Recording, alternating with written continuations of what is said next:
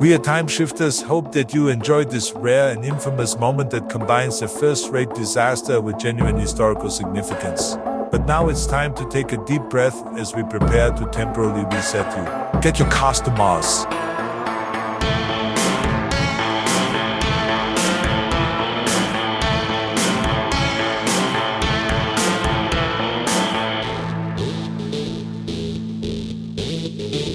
Everyone, this is Christopher, and I'd like to welcome you to the Time Shifters podcast. On this show, Tom and I dive into movies and TV, mostly in the sci-fi, fantasy, and horror genres, and share our thoughts, reviews, and we'll lose ourselves down a few rabbit holes or two, I'm sure. So let's get things started. Tom, how have you been? It is crazy busy right now in my life. How about you? Not too bad, not too bad.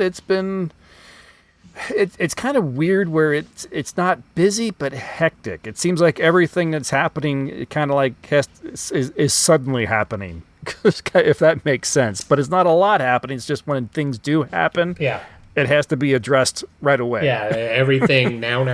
The start of a school year that it impacts me on multiple fronts. So yeah, I'm sure. I understand. Well, I appreciate you finding time to watch a film or two and sit down and talk to me about it. Of course. If you had a chance to watch anything not assigned, not assigned. I've been on a bit of a kick lately with true crime again, so I've watched a number of docu-series kind of things, and I'm noticing a disturbing trend with some of the more recent ones, like HBO Max, now that they're calling themselves that again. They had one referred to the yogurt shop murders, which as a docu-series, it's about a yogurt shop where 4 girls were murdered. I'm already blanking on what area of the country that was in. I think it was in Texas. I'm likely to be wrong. Anyway, but no, from the perspective of it, they start telling you the story. They tell you the story of the murder, the things that happened, and of course it's horrible, it's tragic. And they start going through the police work, which is equally horrible and tragic. And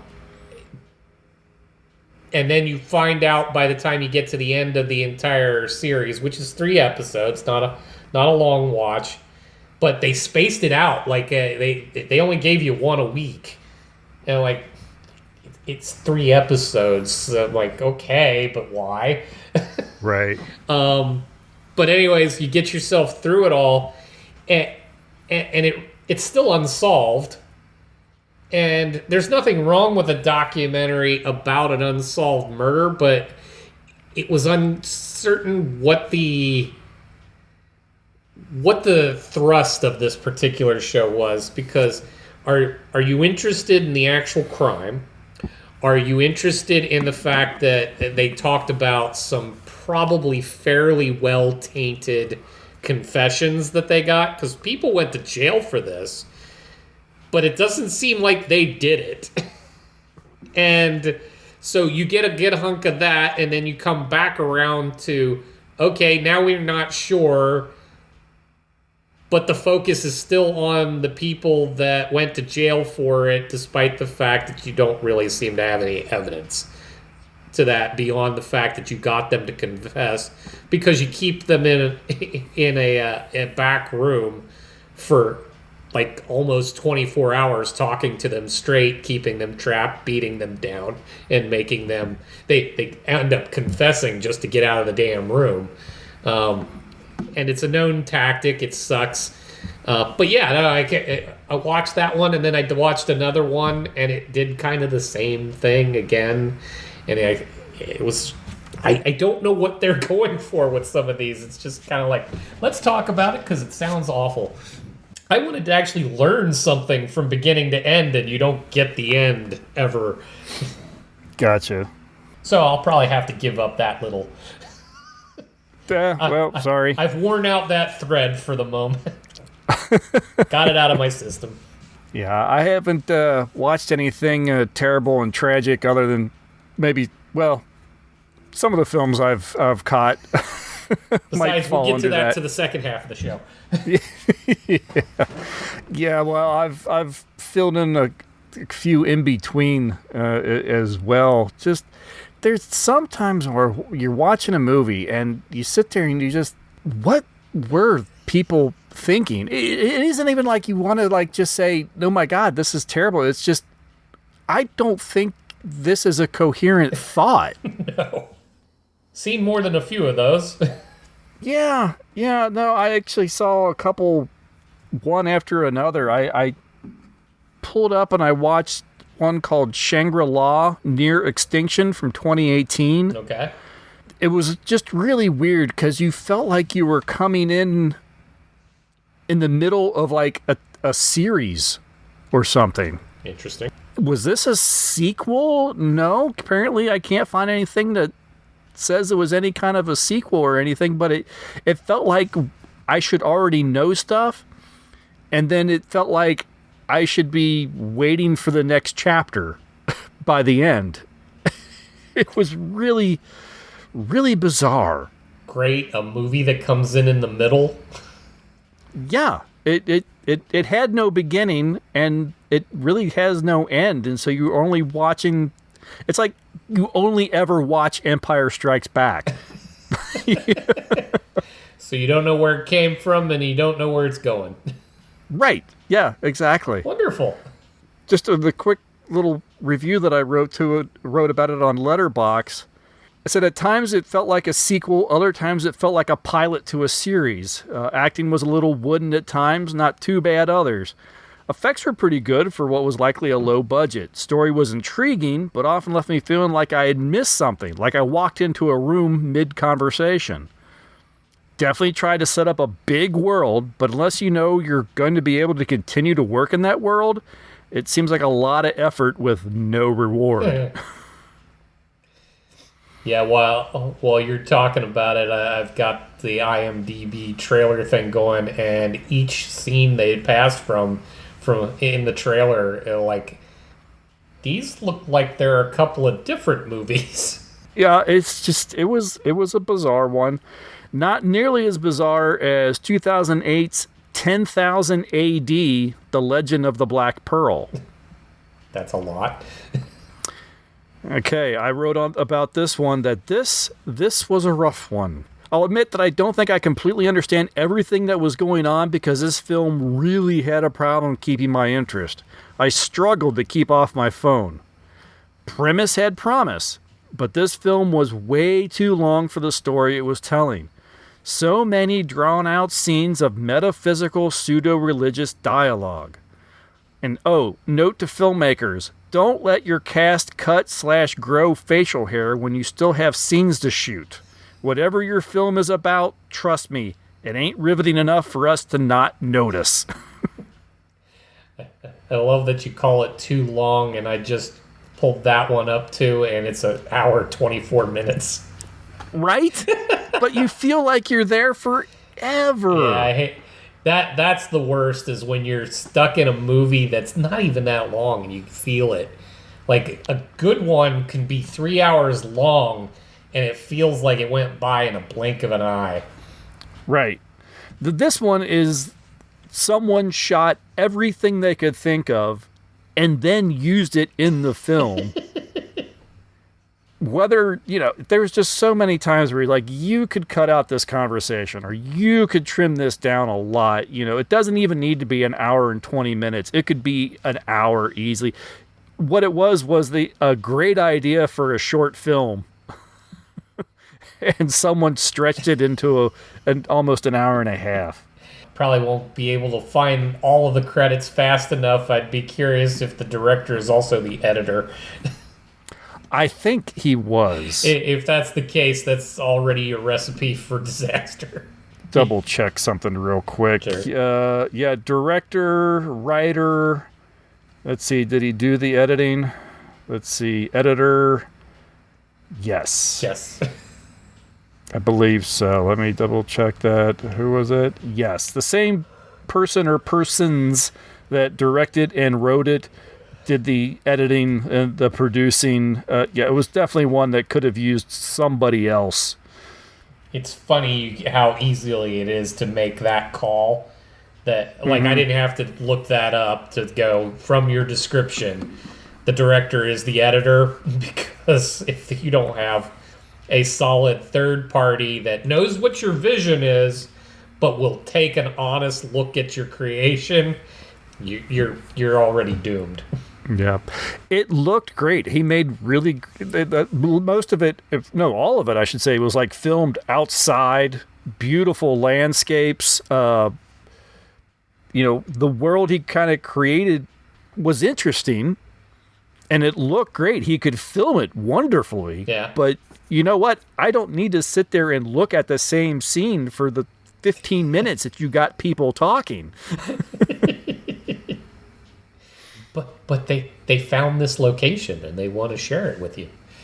Yeah, exactly. And the fight scenes, there was lots of fight scenes, but those were definitely, I feel like they didn't have the skill necessary to properly block and film and edit a decent fight scene. Yeah. Maybe not have people, maybe the people weren't, professionally trained for the type of fighting you need to do on film, and they tried to do the best they could with the editing and whatever, but that didn't work. My kingdom for a choreographer. On the upside, there was at least one film that I watched that I thought was good enough to talk about a little bit. By the time everyone hears this episode, you should have heard my 5-minute review on Your Host.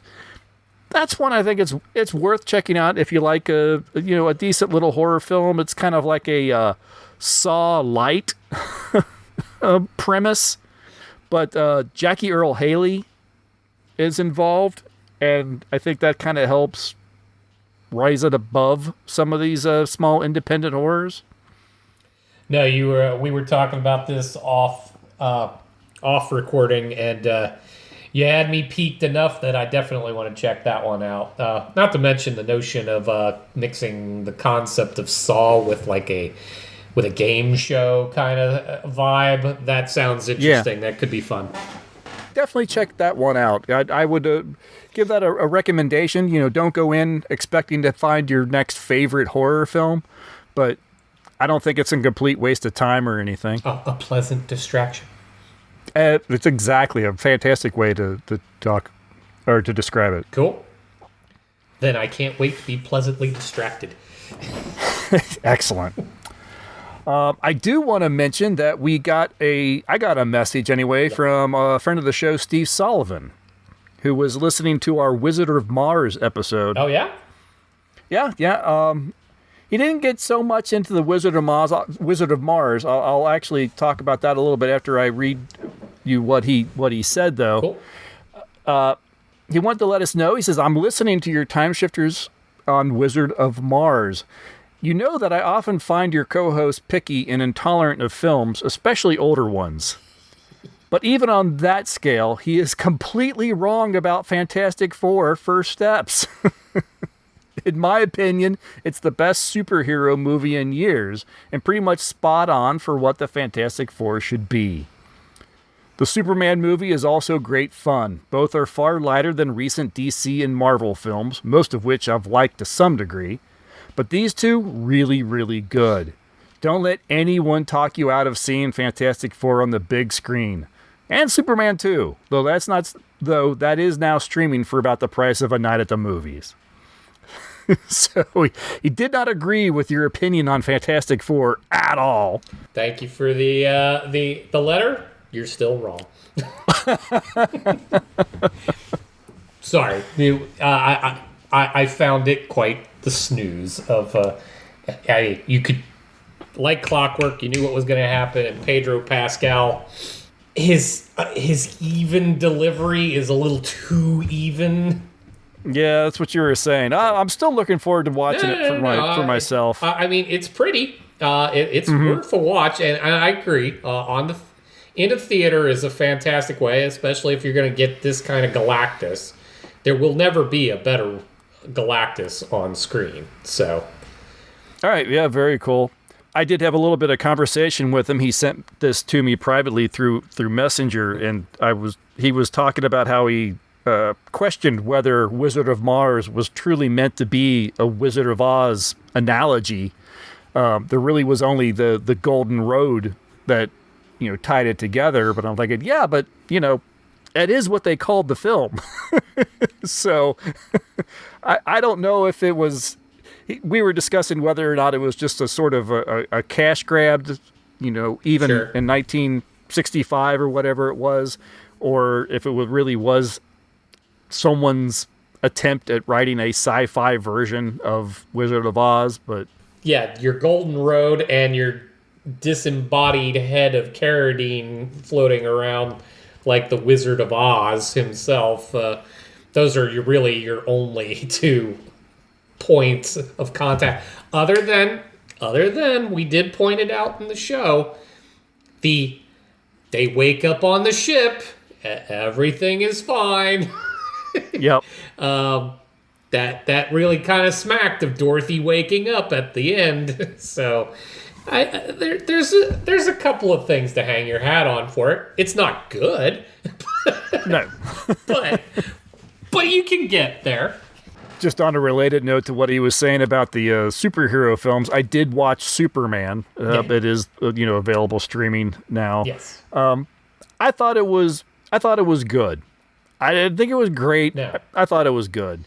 I understand why they wrote Lex Luthor the way they did. Mm-hmm. I think they definitely wanted him to remind you of current people in the news. Well, fairly gracious, but yes. Yeah. But I don't like a Lex Luthor that's just a whiny brat. No, again, and I think you've said as much. The Lex Luthor from like the Superman animated series / Justice League stuff. Yeah. That's the quintessential Lex Luthor.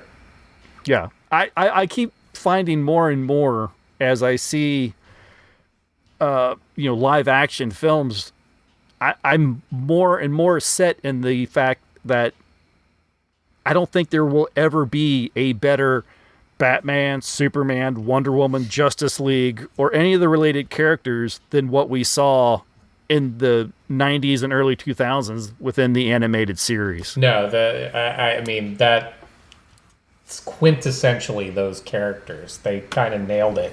And not just nailed it, but made it incredibly compelling. Like, they told some hard stories in cartoons. And it was amazing to watch. It's funny, though. You did jog. You asked what I watched. I forgot that my son and I have been making the journey through Superman's history. Oh, interesting. So he has now gotten to see all of the Christopher Reeve stuff. We watched all four of them. Oh, okay. Yeah. And of course, they decline in that order. I was going to say, that's 50% of a good time. Maybe 60, 70, depending on what you think on the third one there. The funny thing is the night that we watched Superman 3, we did manage to get all the way to the computer at the end of that one, but I had just the hardest damn 2 days that I had in a while. And so as I'm laying on the couch while we're watching it, I am so gone. I am out cold to the point he went to bed without me knowing it. And he even said, I came over and I poked you and I said, good night. And you did not move. I'm like, fair enough. But the one where I should have fallen asleep was 4. It's a rough one. But the thing is, having watched 4, the Ultraman character from that they're very closely tied together. Yeah, no, very much. And considering other versions of Ultraman, he's usually a character from a different universe, a different Earth, because he is supposed to be the bad Superman. So I don't know how I felt about this. This is more. I'm not going to give anything away. It just, I don't know that I like that character, and it smacked too much of. You really could have just pulled the bad guy out of Superman 4 and put him in a dark costume, and there you go. Right. Yep. And interestingly enough, I didn't realize this because it has occurred to me, I had actually never seen 4. Oh, really? I'd seen bits and pieces of it, but I never sat for the movie. So I was dumbfounded when you get that pretty blonde guy to play the superpowered bad guy, and he doesn't get to use his own voice. It's Gene Hackman's voice. Oh, is it? I didn't realize that. It's Gene Hackman's voice is when he speaks. That's the voice he speaks with. Huh. And I'm like, oh, wow, okay. I get where you're coming from with this. You didn't lay any groundwork for why this would be his voice.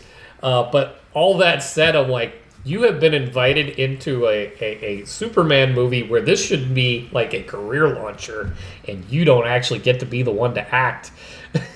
That's rough. Yeah, that's a shame. The other thing that we noted in this one is, and apparently Christopher Reeves had a hand in writing some of this, at least developing the story, which might be a ding on Christopher Reeves. But as they were starting the movie, the music is the Superman March, as played by like a high school marching band. There are notes that are missing. It's broke. It's bad. Oh. So it's been too long since I've seen it. I've watched that film exactly twice. One up on me. And it's probably been a decade since. Well, at least. If you need to not have a good time. Right. I'll pass. I'm good. I couldn't help but laugh too when they're toward the end of the movie. For whatever reason, the blonde nuclear boy has now decided he's fallen in love with the Mariel Hemingway character that's in the movie, and decides to kidnap her and takes off with her. And Superman chases him into space. And they're not like in the upper parts of the atmosphere when he catch up to him. He's in space, like the globe is fairly far away, and he's just flying around with Mariel Hemingway, and she's just okay, I get it. Come on, she'd be a popsicle. Come on, seriously. Yeah, it was bugging me. Well, he's nuclear. It's all that nuclear. That's heat. it. That apparently it generates oxygen. Oxygen too. Yes. No, it was interesting. So we're deciding where to go next because technically, if we continue with chronological order, Supergirl is next. If we want to keep up with the whole L family, right? So So yeah, we could actually what's her name? I had it until you said right. Yeah. Helen Slater? Helen Slater. Thank you. Helen there you Slater. go. Yeah, so we could visit that, and I know I haven't seen that since the 80s. So I haven't seen that since it rolled around sometime on television, some ABC special event kind of thing. Yeah, I haven't watched that in forever. Yeah, so I think we might go down that road since we've I'd be curious to revisit that one myself, too, just because of how long it's been. Yeah, and since actually in the DCEU, Supergirl's on the docket, so she's going to get her own movie here shortly. Right. So, yeah, so apparently I did watch more than I thought. Yeah, apparently. You didn't decide to go back to the old Superman television series and watch George Reeve sit there and take bullets in the chest and then duck when they threw the gun?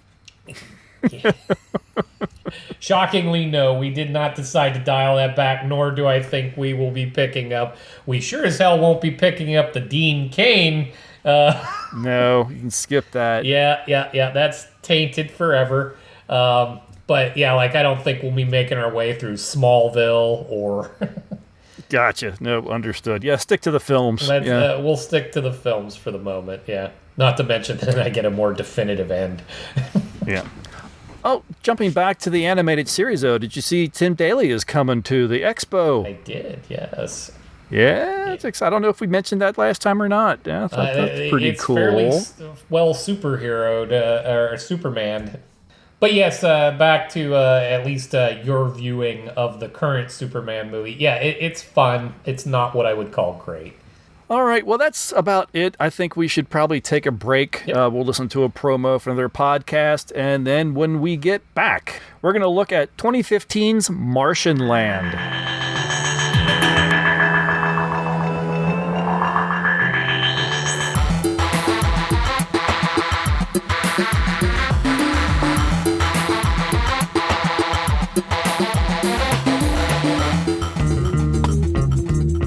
This is Rod Barnett. I'm the host of The Bloody Pit, the podcast that examines films from across the decades.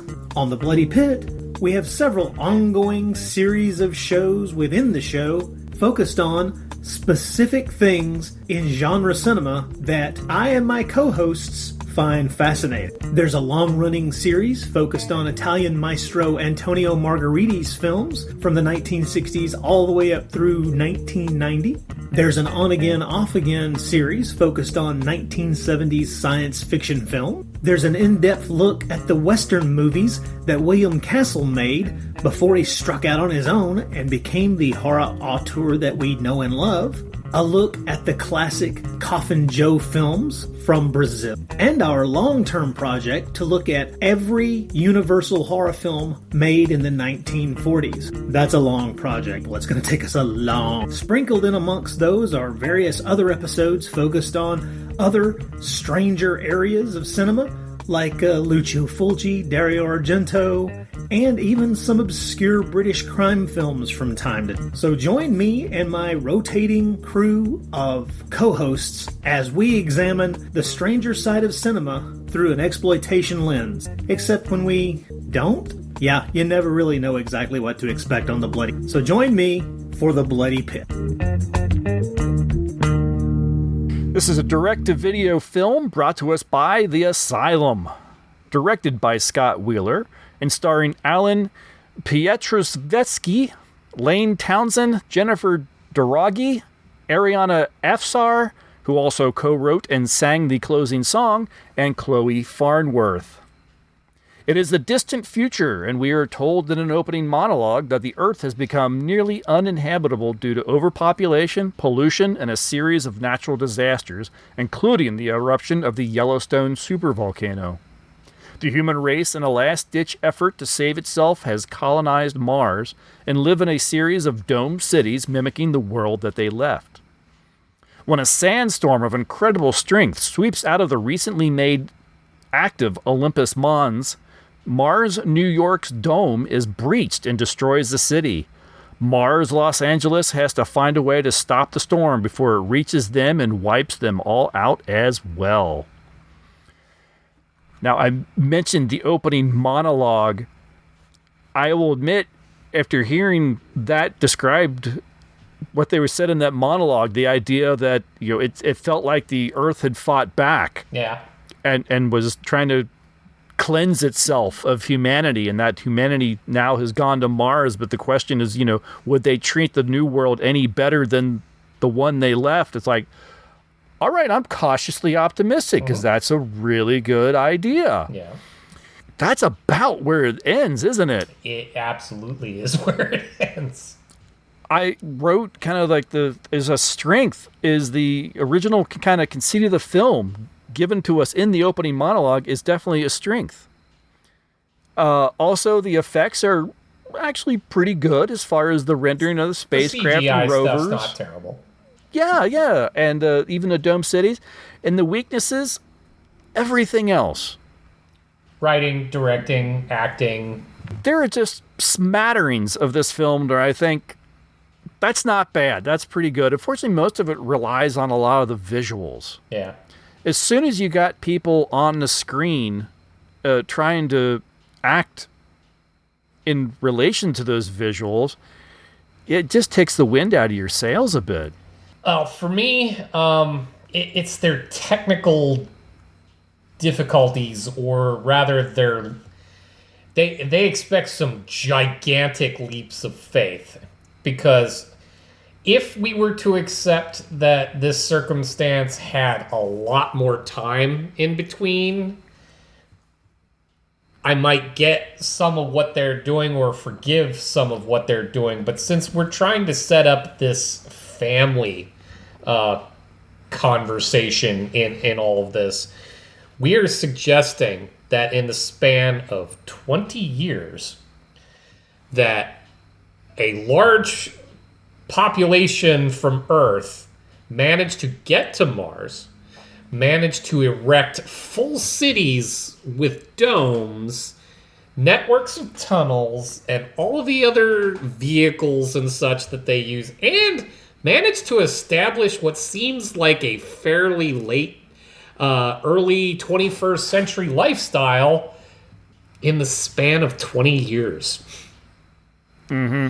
Now, like, okay, my suspension of disbelief is not that tolerant. I'll grant you that you figured out how to get everybody off the planet, but that you actually constructed full-size cities in 20 years. I'd be willing, and this is me doing huge hand waves, I'd be willing to believe that the cities and everything were well established before the decision to actually leave. Well, before, at least for this family, what we get is the history of this woman and has divorced her husband, taken her daughter, moved to Mars. The husband has stayed behind because he's a brilliant scientist and he is determined to save Earth. So I'm willing to believe that Mars was populated and everything. It could have been 100 years ago that started. But we're only getting the history of this one family, which is only 20 years. That would be fair if I felt like they even established any of that at all, but and they should have. They really should have. They opened with an opening monologue. They could have thrown out some years. Maybe they didn't because they didn't want to shoehorn themselves into being, oh, well, now we're the past. But they should have thrown in at least some numbers. You know, now 150 years later, man lives rather comfortably on Mars in dome cities or something like that. Give it a time frame, even if not a year, just a time frame of how long we've been there. Yeah, and that was just... I admit I'm coming off very petty right away if that's the thing that I choose to pick on, but that one bugged the crap out of me right out of the gate, and then it just gets worse from there.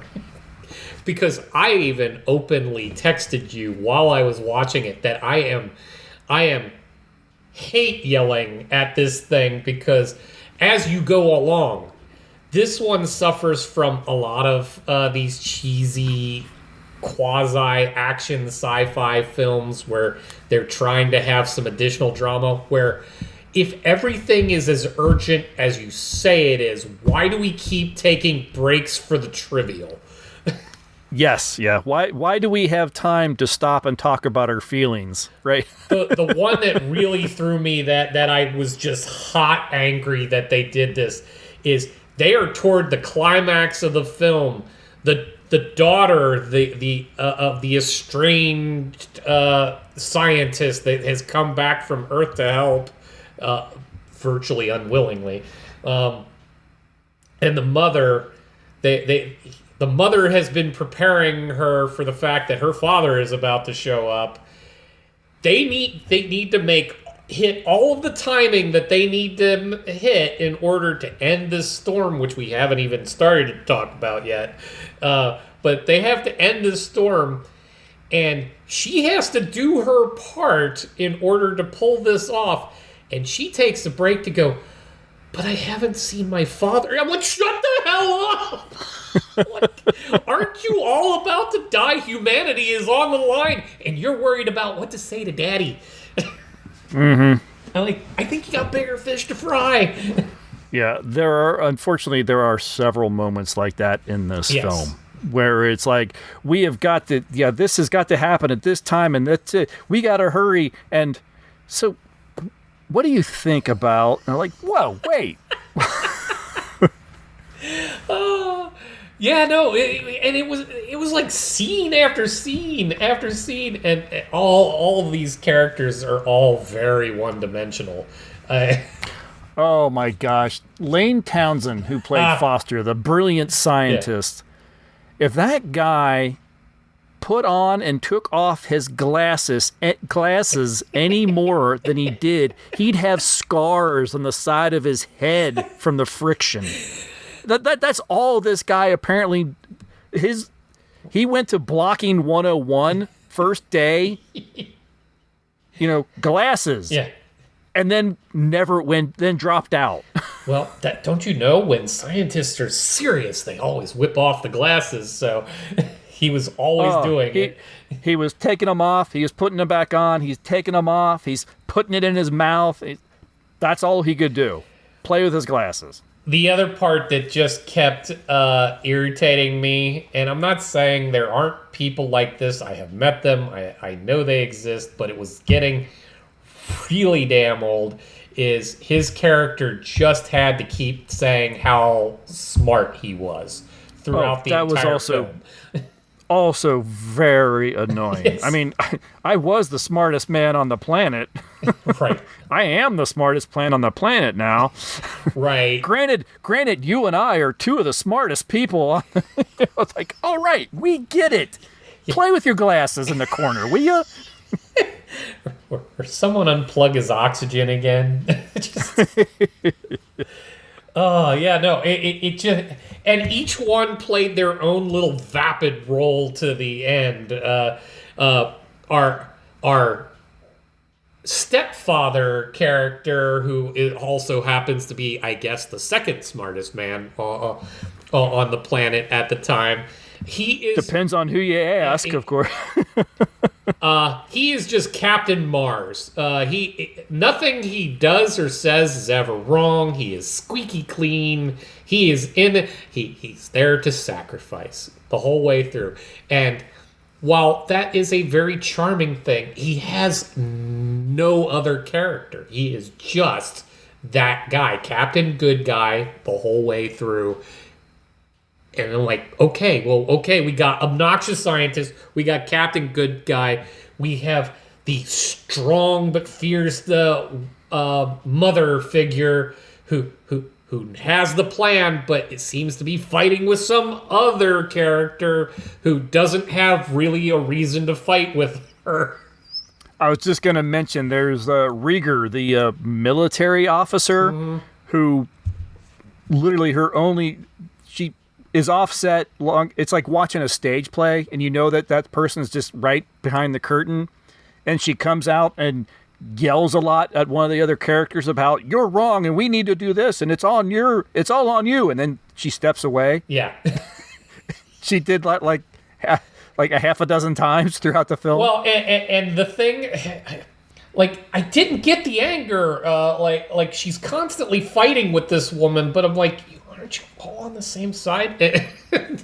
And you might have a difference of opinion, but the difference of opinion that started to really tick me off as we got toward the end, especially when they decided they were almost too late to doing what it is they want to evacuate to the tunnels. Mm-hmm. While we also try to put out the sandstorm. Yeah. At no point did it occur to them do both. Yeah, I was just thinking that at no point do these two that are butting heads through that actually go, it's a good idea. Why don't you do that? Well, I'll keep working on this. But this Rieger character is like, no, we have to evacuate to the tunnels, and I'm taking you with me. But why? Let her solve the bigger problem while you save everybody else in case the bigger problem doesn't get solved. It was conflict without reason. Yeah. And nothing more annoying than conflict without reason. Like, you actually don't have a problem with each other. You literally on the same team. You can solve the same thing together in different ways and still get to the end. Either way, somebody comes out on top. Sort of, I guess. But then you have to get into, it wasn't until I was reading some other stuff where someone pointed out, the whole movie's so stupid that I didn't even think about the fact that we never got an explanation of how's the sandstorm get into the tunnels? This, and we've watched many films on this now, which has very few of them have depicted sandstorms on Mars accurately as they would be. As they would be. So this is another one where it can pick people up and bust through. And let's talk about these domes that are apparently made out of like saran wrap or something like that. Yeah. They don't seem like they're capable to withstand a stiff breeze. No. Because the sandstorm, they didn't do a very good job rendering it if it's supposed to be this horrible. It barely touches the dome, and the dome immediately cracks. Right. They're at the research station or whatever it is at that one point, and the sandstorm looks like it's still miles away. It's only just barely touching the thing, and the glass starts to crack. Right. Like, is there supposed to be something? Did something get dropped? Did a page get pulled out of the script that explained that this sandstorm is, I don't know, acidic? Is like it's got electromagnetic something, anything that would cause glass to just immediately disintegrate? Now, this is not a good answer, but I am going to touch on something that you liked from the synopsis at the beginning, where it sounded like the Earth turned against humanity. Mm-hmm. The takeaway I took from this, especially since Brainiac kept trying to point out how smart he was, and he said over and over again about, well, he can't ruin this planet too. I think the thrust of that was that this was supposed to be Mars fighting against humans being on there. So they're trying, I think they're going for kind of a nature vibe. The problem with that premise too, and I'm given only an inkling of credit for that thought, except for the fact that what did we do on Mars other than show up? Like, they look like they're actually trying to coexist with the... There was some vague lines within the discussion that possibly they had started doing some sort of terraforming. Yeah. Because they mentioned at some point that, we did warm the planet up enough that some of the volcanoes have become active again. Okay. And that sort of thing. So, but it's really vague. You don't see terraforming stations. You don't have a discussion about how this storm has been triggered by some error in some mix in some terraform experiment or anything like that. And it could have used one. Right. But now you're jogging my memory to the start of the film after you get past the little monologue thing and you know what's going on. You got your exposition in place. How about that first sequence with those scientists where they're on Olympus Mons? They're studying whatever because the volcanoes are active again. That's when the sandstorm comes up and it takes that first scientist right off the top of the hill, and the other two start running for the ship. And they showed like zero care for the fact that the other guy just died.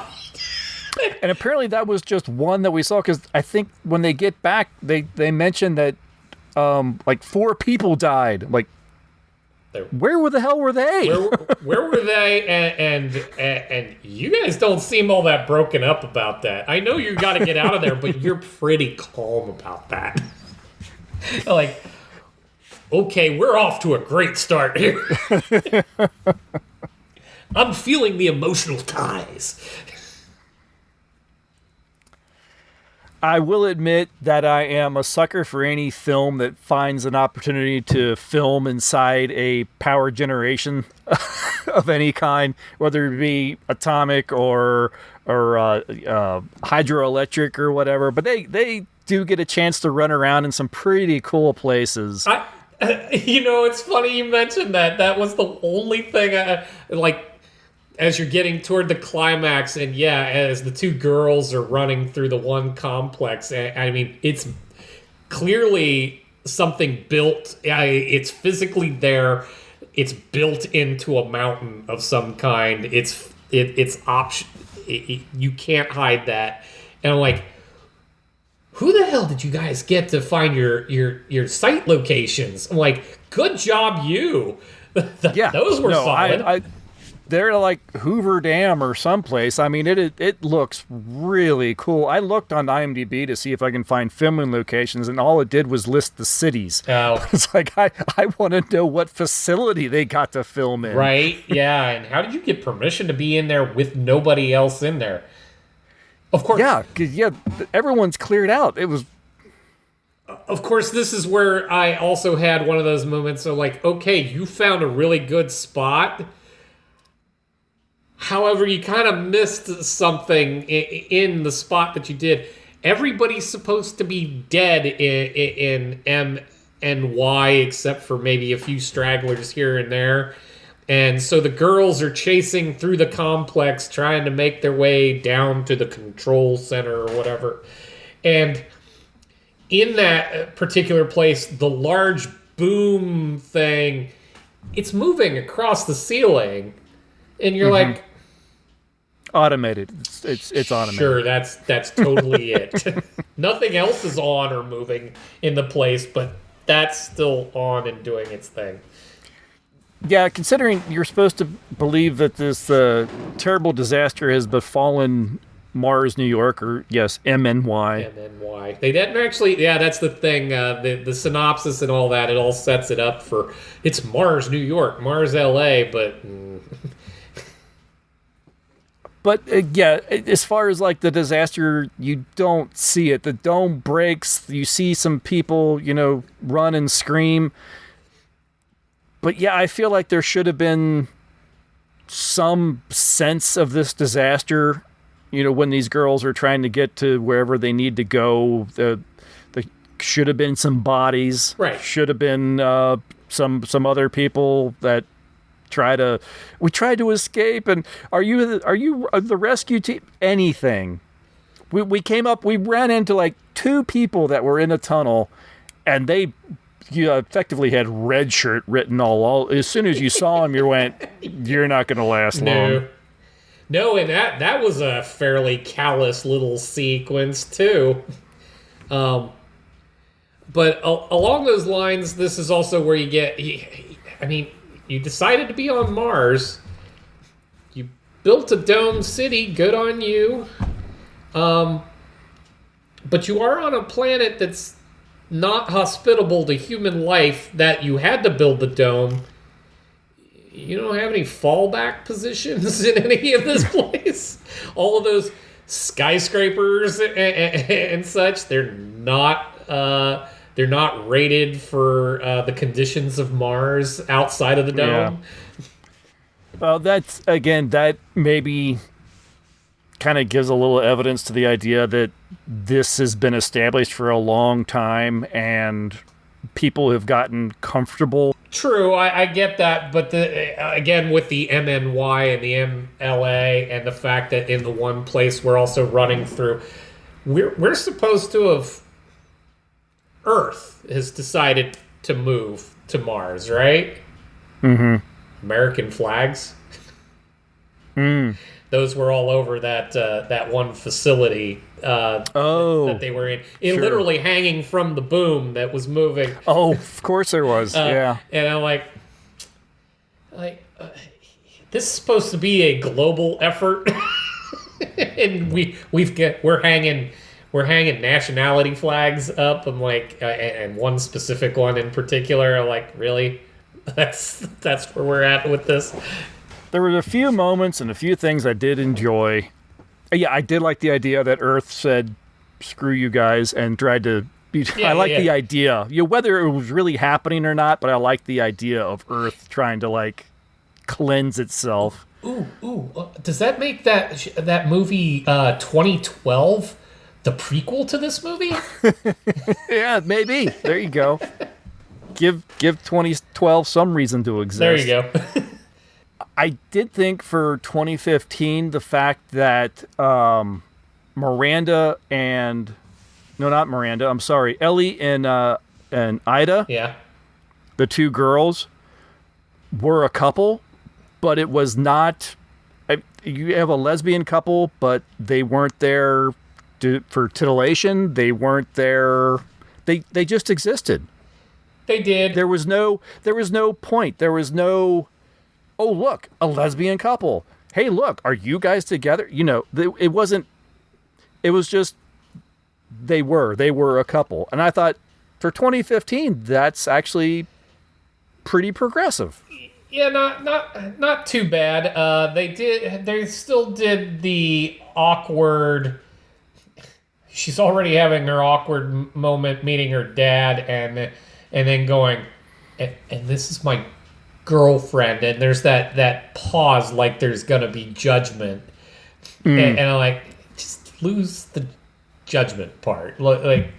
Yeah, he does do the and while you're right, we didn't get the full titillation thing. There was still the we have to pan up the leg of the girl laying on her side on the table at one point. Did we? I don't remember.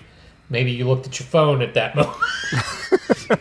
No, it wasn't sexy in any way, shape, or form. She's just laying on the table and all that. But we did have to do we start at the feet and go up until we see her pleasantly laying on her side while her girlfriend does her thing in the room. And I'm like, all right, I don't know that was necessary, but okay. Nope. Okay. I was just really impressed that the film wrote a couple like them, but didn't make a big deal about them being a couple. No, if anything, you're right, they didn't. I felt like they still could have even downplayed it even more. Just let it be. It's a thing. It's like they actually took a minute. From the start, it wasn't clear that they were girlfriends. They just looked like a pair of friends hanging out. We had to kind of allude to that in the middle of the movie. And I'm like, okay, well, this doesn't move a needle either way. It shouldn't matter to anybody. Exactly. No, but I think that's what kind of impressed me is that this film didn't feel like it was trying to matter to anybody with them being a couple. Right. Well, I had other things to worry about anyway. Absolutely. There is a moment in the film where Captain Martian and irritating scientist guy are in their little rover, and they're stuck in the trench, and he's doing the math and figuring it all out, and he's like, yeah, we're not going to make it. And he actually bastardizes the line from The Martian, and he goes, we're not going to be able to science our way out of this. Nope. Bad. I know the Asylum films are always mockbusters. I get that. Yep. That's their thing. But that just hurt. This is already terrible. Don't latch on to that at all. That is exactly why this film exists, is because of The Martian. Of course. Although, like most of the Asylum mockbusters, they might play on it, but it has absolutely nothing to do. Yeah. Outside of having Martian in the title. Right. That's the end of it. And the title is a horrible what the hell does it even mean? Martian Land. That sounds like you're going to like an amusement park. Right. Well, and then the poster is even more misleading. Oh, yeah, absolutely, with the skull In the spacesuit, to which we never spend any time in space, really. No, and of course with the tagline "No life on Mars, just death." Yeah, like, Wow. Someone had a poster long before they had a movie. you know what it is, with The Martian coming out and Zombieland being so popular, I think they merged the two together and had nothing to do with either. Yep, there you go. That's it. We should be lucky we didn't have, the sandstorm turns people into zombies or something. Well, at the rate this film was going, I might have welcomed that. It was making me a zombie. Yeah. Yeah, it was not the best of the Martian films, and for the Asylum, it was okay. Like I said, the visual effects kind of bring it up a little bit compared to a lot of the Asylum films. I feel like a good portion of effort went into the actual visuals of this one. But yeah, I can't give it much more than that. No, and well, I think it could have raised its classification with me higher if they had let the scientist guy die. Yeah, honestly, he had a really great little speech. He did. He was magnanimous for a moment. Mm-hmm. Yeah. And then he gets to be the family man again, and that just seems wrong. Oh, that closing scene was really freaking awkward. Yeah. With the three of them. So, did you already forget about Neil, your husband? Oh, come on, Chris. That was so 5 minutes ago. Apparently, yeah. Or the fact that this guy thinks he's dying, may have actually died, gets rescued, wakes up. I thought would be, waking up in the infirmary or the sick bay or the whatever you want to call it. And their first words are, "So, do you still want to go home?" Or what? How about, "Hey, how you feeling?" Or, "Are you okay?" Well, I could see a perspective with, "Okay, thanks, get out. You've been insufferable the entire time." Like I said, the entire scene was just really awkward because they gave no indication that this guy almost died. Right. They just wake up and just start and get the little, the 1960s last 2 minutes of Star Trek, everyone's got a laugh ending.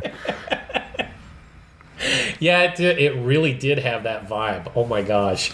You just needed the awkward character to come by. "Oh, Skippy!" Right. Not recommending this one. No, I think you could skip it, and most people apparently have. I got no social media comments on it. I understand you found something interesting in the review category. And this is from a web review. They're not like Joel Morgenstern and them are not rating this. No. So, but I did get from a site called Movie Mag. Thank you, Wikipedia. This is from a Mark Conlon, and I'm going to bear with me, but this is a great read. He starts his entire review by doing a full breakdown of the film. So he's gone over the full synopsis. And he goes, "From reading my synopsis, you might actually get the mistaken impression that Martian Land is a pretty good movie. But you'd be wrong. Director Wheeler, writer Inman, and their cast took a potentially interesting plot premise and screwed it up at every turn. The acting, if I can use that term for courtesy, is almost totally wretched. We're supposed to regard, and this is an aside, we're supposed to regard Riker as the human villainess of the piece, but Dion Nish so totally outacts the rest of the cast, we actually sympathize with her. I'm gonna have to disagree a bit. She was more like overacting. Yeah, little shouty. She had a con moment that was just completely unnecessary. Mm-hmm. But he goes on, with top billed Lane Townsend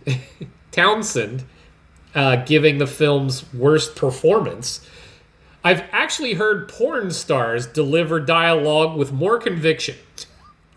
The writing is full of idiotic and downright risible lines, and the direction is as lame as the acting and the script, though the action scenes of the Mars rover flipping around in the wind as its two crew members go out on what turns out to be a suicidal mission is cool and shows even at the low level of budget and production values of the asylum, anyone with access to enough computer time to do halfway decent CGI can make an acceptable looking science fiction film.